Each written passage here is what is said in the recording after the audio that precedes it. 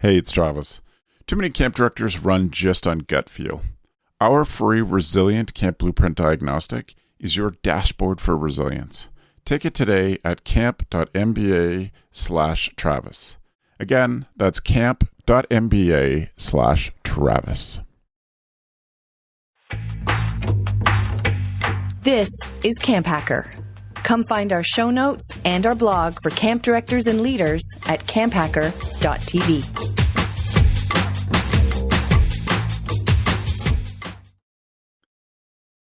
Hello, Camp Mavericks. Welcome to the CampHacker podcast. It is my pleasure today to be speaking with Deborah Gilboa, who many of you know as Ask Dr. G. Debbie, welcome to the show. Thanks so much, Travis. I'm so excited. I'm a big fan. I'm pleased to have a conversation that we can record since we have some fun conversations that don't make it on record.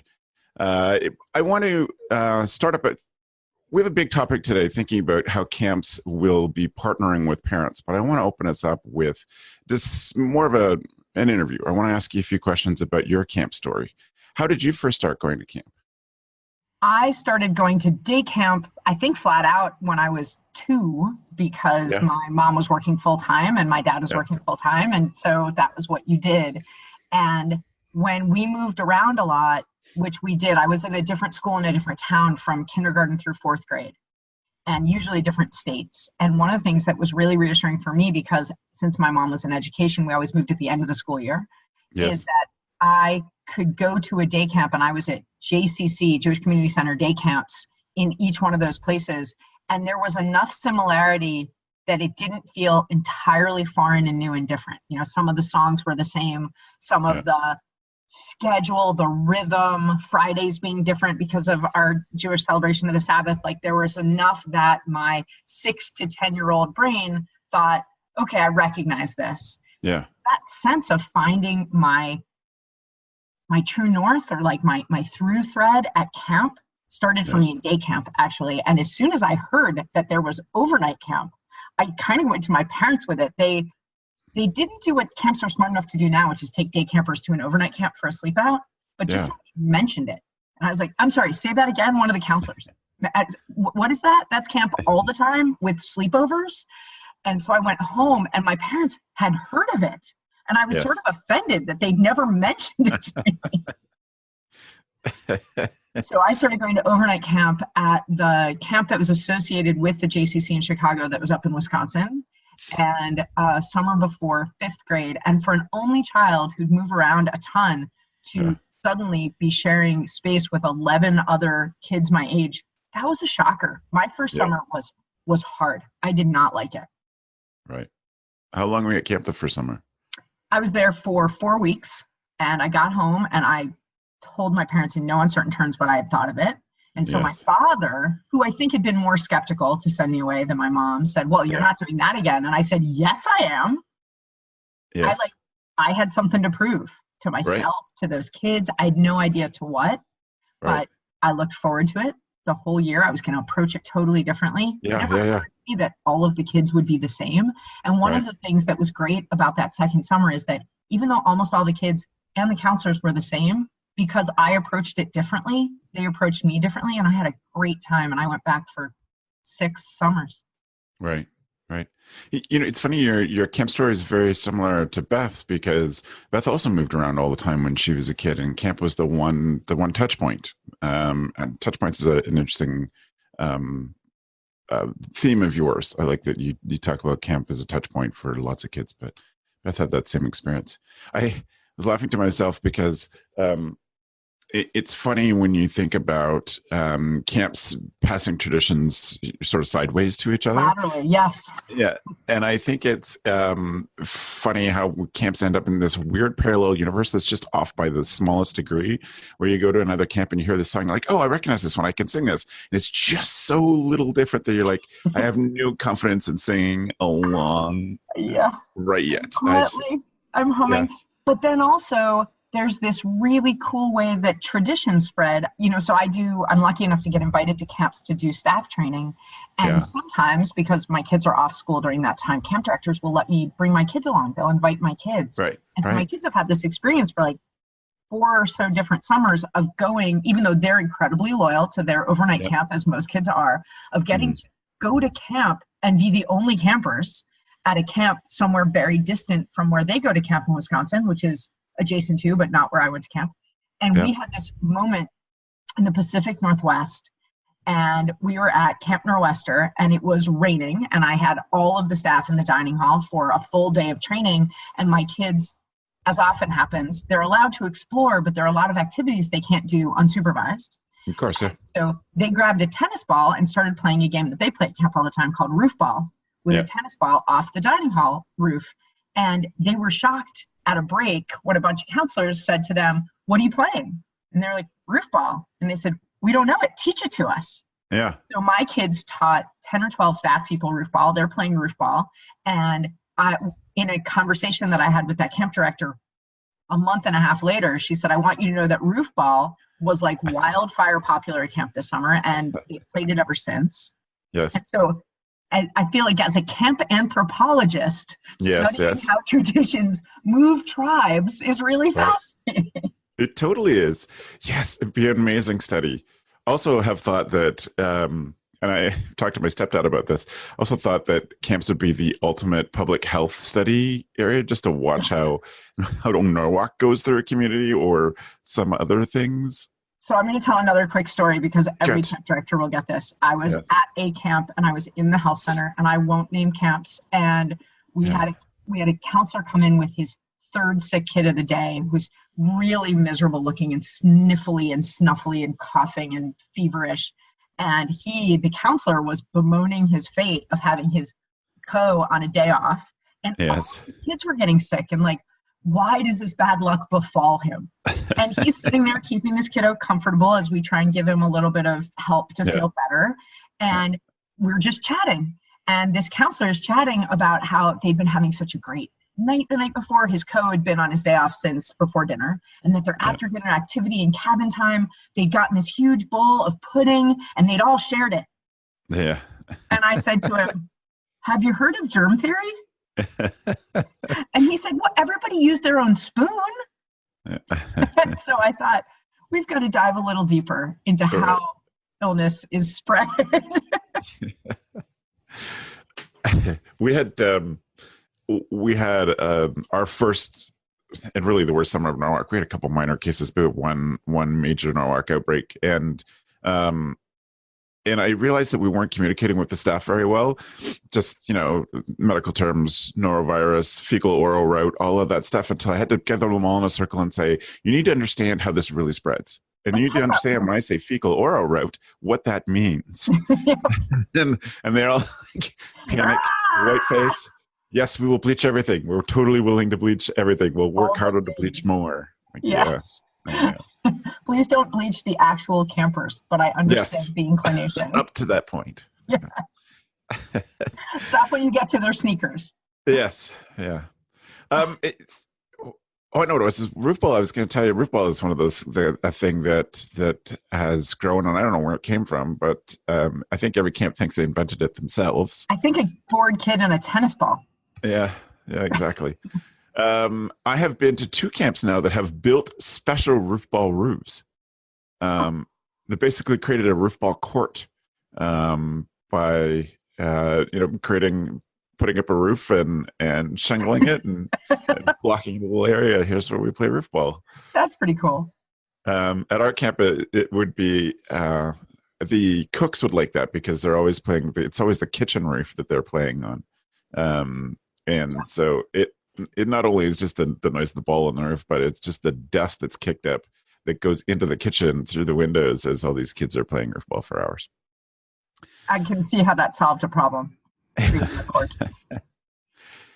So you found a home at camp. You found a touch point, and it gave you some. What did it give you? What did camp give you when you were a teen or young? Camp gave me first perspective, for sure. I was 10 when I got there the first time, and I didn't have any experience of sharing attention, ideas, space, anything. And so it gave me perspective to, nobody said this, but to stop centering myself quite so much.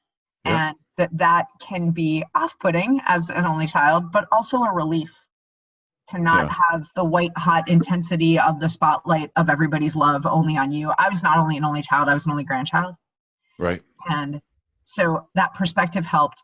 And then it gave me confidence. It gave me so much confidence. As a matter of fact, my camp counselor the summer before 8th grade and 9th grade, and then my unit head the summer before 10th grade, was this woman named Sharon, who was probably only 5 years older, right? Like most great camp counselors are.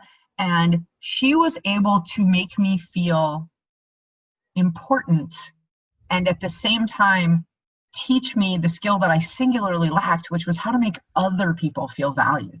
Yes. And that the discomfort that I was having a lot, I had zero idea how to make friends. I could keep them mostly once I made them, but I spoke only to adults in my life. And so I spoke in these really long words. I was really well read and really well educated and socially fairly inept. And she was able to say to me in a way that made me feel better about myself, not worse. Other people care about how you make them feel. Yeah. And if you think a little less about you and feeling awkward or uncomfortable and a little bit more about them, that's really going to make a difference. So she encouraged me to use stuff I was good at, which is my observational skills and my words, and to make my observations about others and how they were doing, and my words about others and what I admired about them or what I liked about them. And I think more than anything, I learned confidence by learning to express my admiration for others and my positive feelings about other people. Right. It's interesting switch moment for teenagers when you start to realize how much you can affect others, when you stop thinking how much people are affecting me and think, what effect I can have on others as well. Yeah. My parents didn't spoil me in any of the traditional monetary senses. I don't know if they would have, but we couldn't afford it. But what they did, I think accidentally spoil me with, was attention. And so being centered that way all that time left me just sort of cheerfully clue-free about the fact that everybody else was thinking about themselves as much as I was thinking about myself. Right. Shocker. Right. Yeah, it is. So Sharon, for you, would be your person who first made you feel noticed and appreciated? Totally. At camp, absolutely. And who found a way to be my friend and steer me away from her being my best friend at camp, which was my inclination. Here's an adult who's paying attention to me, that I understand how to talk to and I feel confident, comfortable around. So I'll just follow her around. And she found a way to make me feel good about myself and steer me towards my peers, with her a step behind me, instead of just always looking for her in the cabin or in the activity and going and being by her. I was definitely a teacher's pet kid. I was only comfortable around grownups. And I'm really excited because tomorrow night I'm having dinner with her in Wisconsin, where she lives, for the first time since I saw her my last summer at camp. It's great to hear about that. It's one of the things I think is most powerful about camp is that opportunity to be noticed and appreciated by adults who aren't parents or teachers. And even ones, as you say, that are only a few years older than you, there's sort of an achievable adulthood that you can look up to. And those near peer mentors, people who are between 3 and 10 years older than a young teen or a mid-teen, we know that actually they have more positive effect on reducing risk-taking behaviors in that population than full-on adults. Partially because I think like they're old enough that you'll take them seriously, but young enough to still be cool. Basically. Right. Yes. How incredibly cool my camp counselors were. Yeah. Were there activities at camp that you liked? Were your favorite things to do, or was it? I was a water skier. No camp would ever let somebody do this now, but all morning and all afternoon, if you could sign up for things and they'd say, put your top 3 choices, I just wrote water skiing for every single one. Yeah. And somehow they let me get away with that. I think probably because, although it was not a huge camp, there were just enough kids that it would have been hard to track me down from when they had to hand those in at dinner and they were supposed to announce at breakfast what you were going to do. I think by the time they got to my unit every year, they were just thinking, we can't go wake this girl and see what else she wants to do. So I water skied all the time. And I liked water skiing because it was a great blend for the kid I was of reading on shore and then doing something risky and adventurous and exciting for a brief period of time by myself, and then going back to reading on the shore. Did you have a favorite book that you read at camp? I used to bring piles of books to camp. Legitimately, half my duffel would be books. And the big mistake I made in reading was the summer I was into Stephen King. Right. That was also the summer that our age group transitioned from 12 kids in a cabin to 4 kids in a tent. Yes. And I did a lot of reading with my flashlight under the covers after we were supposed to be asleep. And with that particular, and I don't know why I didn't just give up on these books and read something else. I was stubborn and terrified. I slept very little that summer. That's hilarious. So you were a camp counselor as well at the same camp? No, actually, I dated somebody and he took me to his overnight camp to be a camp counselor. And I was a camp counselor for also 6 summers. I was the unit head for some of that. I was the head of girls half for one summer. And being a camp counselor is, I can say to this day, my favorite job that I've ever had. Yeah. It's funny. There's been some interesting discussion around staff mental health, and I'll tie this in, I promise. That feeling of someone respecting you and giving you a ton of responsibility, I always found really hard in September, like switching that off and going back to just being a student, and losing it from this job where you felt capable and important, and you're really contributing to switching that off in September. I've had some interesting discussions with camp directors lately about how hard that is for staff and how much we need to do better at serving them for that. I think that's a really important point, and it makes me realize I actually started being a camp counselor at an overnight camp when I was 21. I just graduated from college. Yeah. So during college, I had to earn more money than that right. During my summers. And so I had the experience of running an after-school program during the school year at a community center that also has camps, and they gave me tons of responsibility. And I think you're absolutely right that one of the things that we need to do, I think that the ACA has worked really hard to show counselors and therefore administrators how to turn the skills they learn at camp into a CV that makes sense to non-camp people. Yeah. But you bring up a really important point. It's even more important than being able to name the leadership, staff development skills that you learned for a future job application.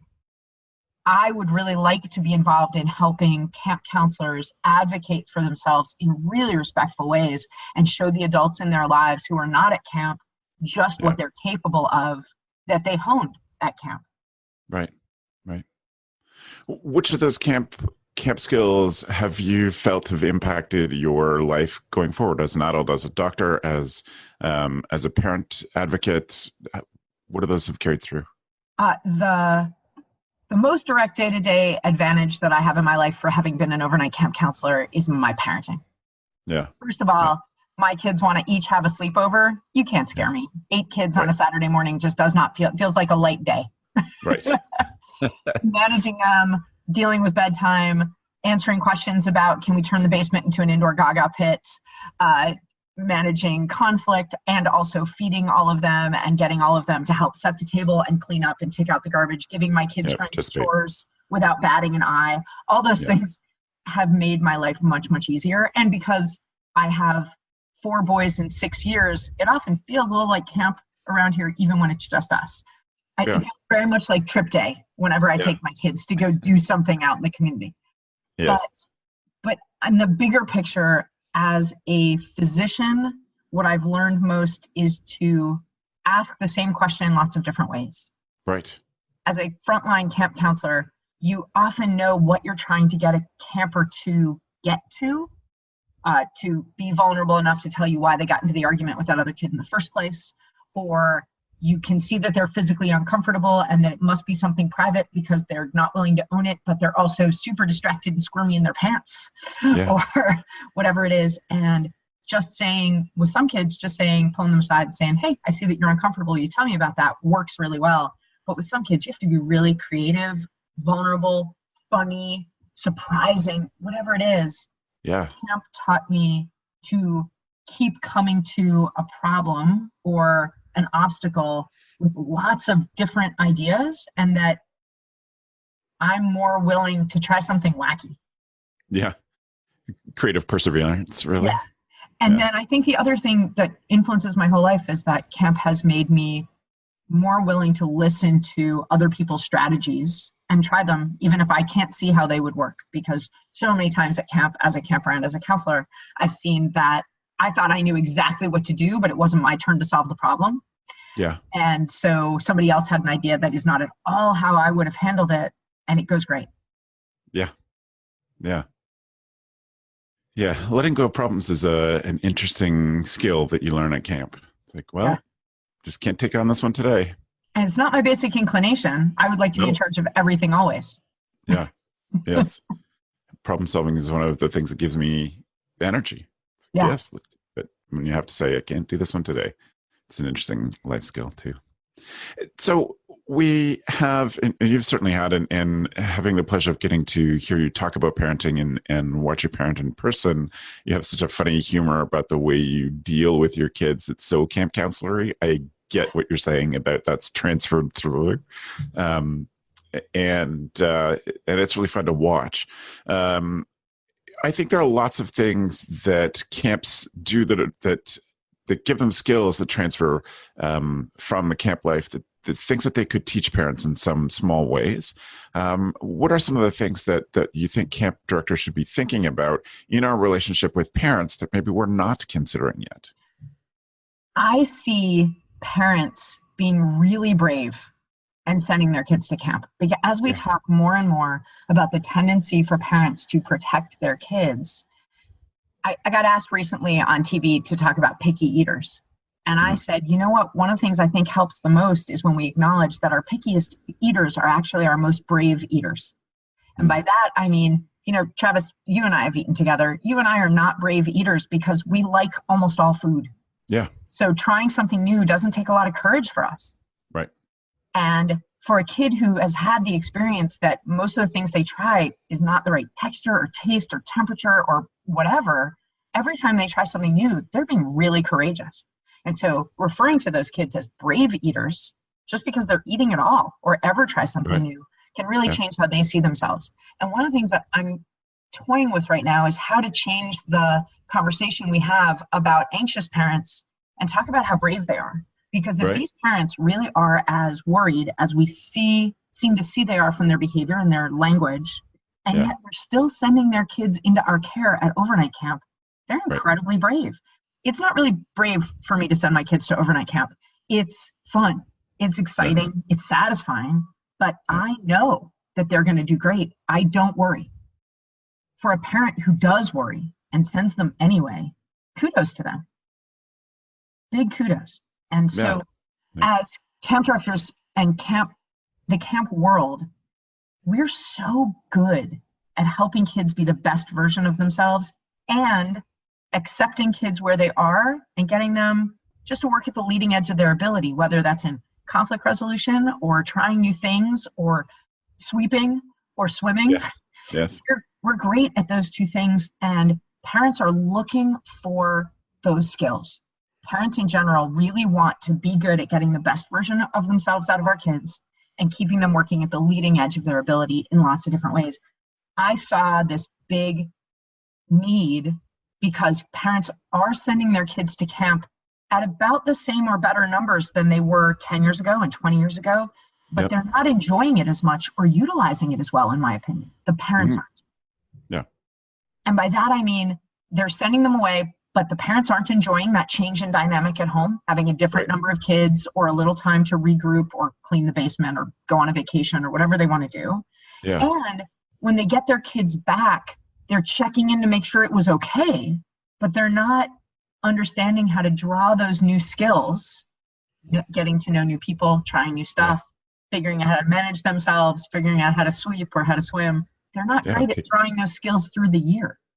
And I know that camp directors want a relationship with families for years. Yes. And our society looks at camp as just another product, maybe not even service, but product to choose and buy for our kids. Right. That's not where camps want to be. We're not a product. No. We're relationships, we're opportunity. I really would like camp directors to use the fact that they have all these skills that they could teach parents. And at the same time, in doing that, strengthen that relationship so that parents can see their relationship with us the way we see our relationship with parents, which is lifelong. Yeah. Yeah. So how do camps bridge that? I think that because for a lot of parents, not maybe most, but not all of parents, the relationship is transactional. How do camps bridge that? How do they become, how do they earn the trust of parents beyond the exchange of kids for money? And how do they get in front of parents and say, we want to be more involved in these kids. We love them and we respect them and we care for them. So I think there are two main ways that I see. One is by, and I don't mean to add to anybody's to-do list. There are some ways to do this that don't make you feel like, oh my gosh, more things I have to do. But yes. I want you to offer resources to parents that solve parents' problems that aren't directly related to camp intermittently throughout the year, that are free, right? If you've ever been a part of our mailing list for any reason, then, and if you can segment out your mailing list, and this is something, Travis, you're expert at helping camps do, but if you can segment out your mailing list to be able to, for example, to just email people who you know now should have a kiddo in high school or college, then you just send them an article that you saw about supporting your kids through finals. Has nothing to do with camp. We just know this is a pain point for you guys. It's something your kids are facing. And we saw this great resource that we trust and thought you might enjoy it. That's all, right? Yeah. And from a marketing standpoint, you and I both know it helps to keep seeing that brand. And that most of the time it should be that brand not wanting anything from you, just offering something. Also, some of those kids are going to apply to be your camp counselors. So you do want them to get through finals without being burnt out.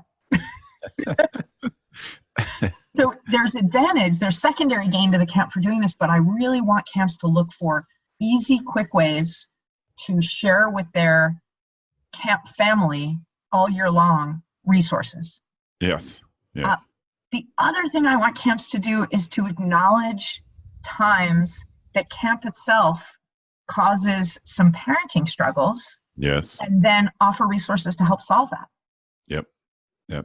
Yeah, there's definitely, I often talk about how camp is hard for families, not just, we probably don't enough, or certainly staff don't think enough about how expensive camp can be and the sacrifices parents make to send their kids to camp. But there's also just the process is complicated. We ask for so much information and we ask for it on certain days, and we just don't understand timelines and things are going on in families. So yeah, I'm with you. There's a lot of ways to be more sensitive to that and therefore show up as an organization that truly understands a family. And actually, you could do it with humor. I was actually just thinking, because I have 4 emails sitting in my email inbox right now reminding me that my kids' camp forms are due May 7th. Yes. And I make my kids do most of their own forms. For a bunch of different reasons, not the least, which is that is right on brand for me. But I would love it if my camp sent out that email that says, okay, camp forms are due May 7th, and forms 1, 3, 7, 8, and 9, your kids, if they're going into grade 5 or higher, ought to be able to do all by themselves. So print those out while you're at work this week and give them to those, give those forms to them Saturday morning and tell them they have to be done by Sunday night. And then you only have to do form 3, 4, 6 and sign the end of page 11 or whatever it is. Like say, we know this is a big pain in the butt, but you don't have to do this. Just like we make your kids sweep the cabin, you can make your kids do their own forms. Yes. Yeah, absolutely. I also want to say to your first point, we have a little informal collective of camp directors who are collecting good ideas to share with parents. As you say, just good resources for parents.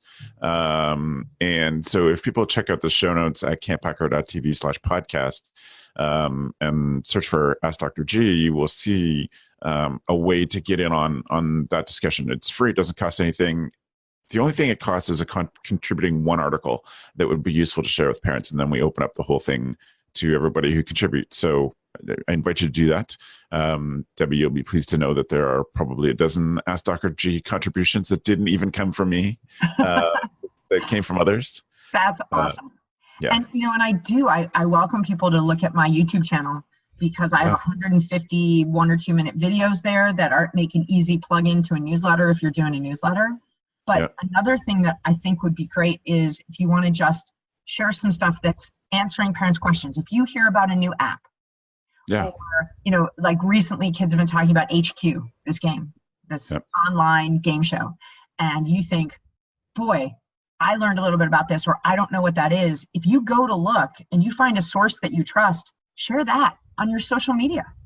Right. Anybody who happens to be on your Facebook page, if you just share with parents, hey, so here's a new thing. If you're wondering about it, I saw this. And it can also be recipes or a funny, family-friendly comedian that you saw, or a movie that you recommend. If it's a snow day and they're looking for something to do and you saw how to put food coloring in water in spray bottles and let kids go out and graffiti your lawn.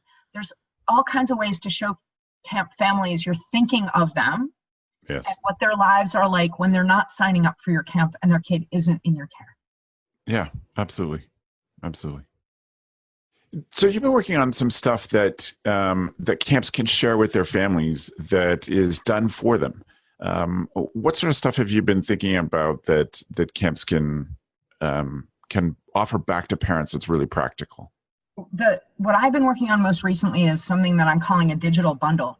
And that's a bundle of resources. And because just like kids, adults learn in different ways, every bundle has at least one video, at least one audio file like this, and a couple of mobile-friendly articles and some things you can print out, stick on your bulletin board or your fridge or your desk.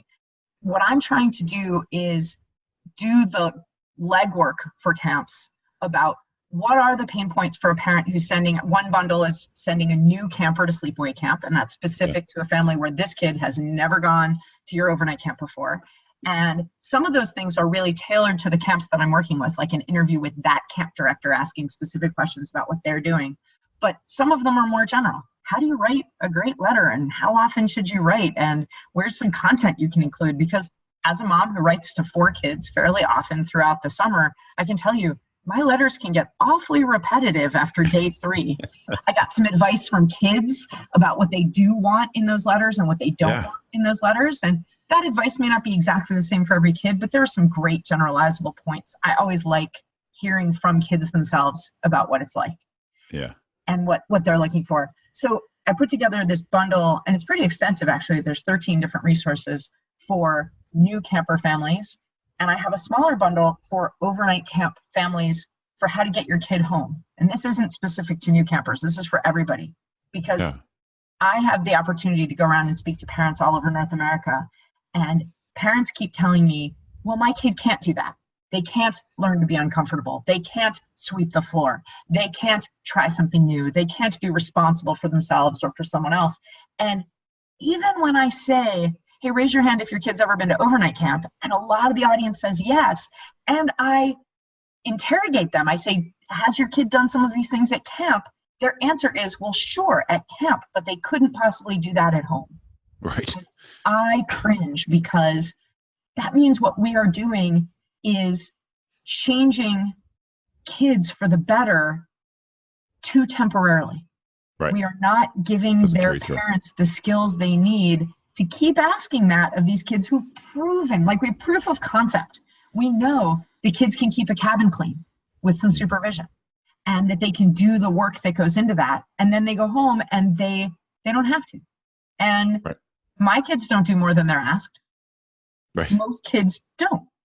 And so saying to parents, here's what you could ask reasonably, and here's some ideas for keeping that going even when they're resistant, that's not so hard. So in this bundle for getting campers home, I try to address 4 different pain points for parents. One is, how do you get kids to tell you their good stories? Like, how do you really find out what happened at camp? Yes. And with kids of all kinds of different personality types and different ages. I talk about what exactly, as a parent, you should expect coming home from camp. And I talk about memories and songs and all that great stuff. But I also talk about the sniffles and the scratches and the sand or the dirt and the sadness that kids often bring home, because they too are surprised by how much they miss those people and that place and how much they loved it. And reframe for parents that means parent of the year. If you've sent your kids somewhere and allowed them to go and sacrifice to give them that opportunity, and they come home sad to leave it, you did it, man. You won. I have a resource that I'm most proud of in there that explains how to use the 6 major skills your kid definitely learned at overnight camp throughout the school year, and encouraging parents to contact camp and say, what else did you teach my kid? What else should I not be doing for them anymore, because they absolutely could do it themselves? And that those 6 skills are not all chores. Chores is just one of the areas I talk about. Yeah. What would be some other ones that you highlight in those 6 skills? So I talk about chores, but I also talk about trying something new, because throughout this next school year, you'll want your kid to try something new or to meet someone new. And we fear change. Change is hard. So reminding, because you've figured out how to get their stories out of them, reminding them of the stories they told you about trying something new. And a 3rd skill, managing their own discomfort.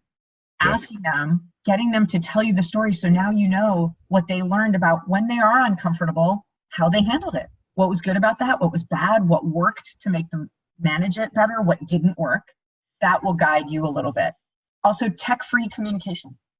Yes. Even if the camp isn't totally tech-free, every camper develops their in real life interpersonal skills. And we should require them to keep those up. Right. And we can, in talking about how to do that. Yes.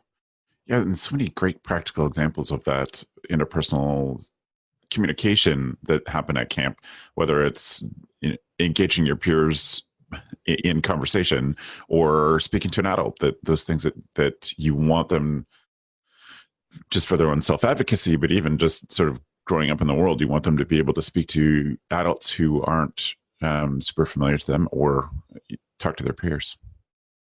Yeah, so I was really excited because as a part of this, it's given me a chance to talk to, I thought actually that I was creating these bundles and I would just let parents know about them in my community so that anybody who was sending a kid to camp could buy this from me if they wanted. And then I was at a camp conference and had some camp directors say, oh, please don't do that. Please let us prove to families that we really mean it when we say we want to help you enjoy the best version of your kid. Let us offer it to parents. Yes. So some camps have partnered with me and branded it from their camp, and we've worded it all from their camp. And they've said, hey, we're partnering with this parenting person, and we have some resources for you that you can access on mobile whenever you want. Nothing really takes longer than about 6 minutes. So each resource, and it all drops like one season on Netflix. I created a bundle also at request for day camp families. And that's an opportunity for day camp parents to get the good stories at the end of the day, but also have mornings go more easily. We created a bunch of resources because camp does such a good job with kids. I want parents to get those same benefits. Yeah, of course. So how can camps find these resources and speak to you about them or buy them directly from you on the website? If anybody's listening who's interested in this still for this coming summer, I hope that you'll just shoot me an email. The easiest way to contact me is contact@askdrg.com. The only thing that's complicated about that is that you have to spell out the word doctor. Okay. Yes.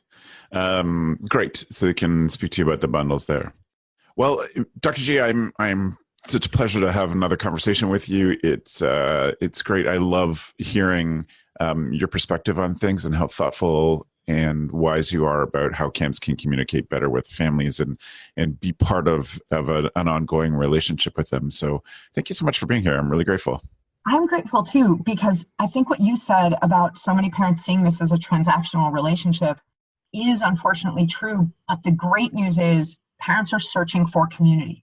Community is not as obvious to parents to find. And so if camps can just make it clear that because we've ever known your kid, we're interested in how you're doing. And that's the main opportunity that we want from families. They will be pretty easy to convince that you're a safe place for them to land and to have questions. Right. Well, thank you very much for being here. As I say, it's a pleasure. And mine too. Thanks. No problem. And for all of you listening, if you want the links to this, Dr. G said how you can get in touch with her by email. But if you didn't get to write that down while you were driving, please don't stop to write stuff down. Please don't write that down while you're driving. Go to camphacker.tv/podcast or camphacker.tv/Dr. G, and you will find the link to this discussion where you can get the few things that we've mentioned and a direct link to her digital bundles. Thanks for the evening, friends.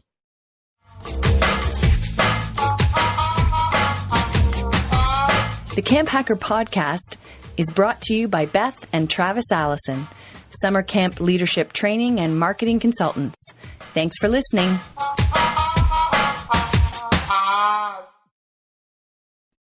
Hey, it's Travis. Camp directors often tell me they're just too tired to take on anything new. That's exactly why my free Resilient Camp Blueprint Diagnostic exists. It doesn't add work, it shows you progress. Quick, free, repeatable, you'll know if your systems are paying off without the guesswork. Try it today at camp.mba/Travis. That's camp.mba/Travis.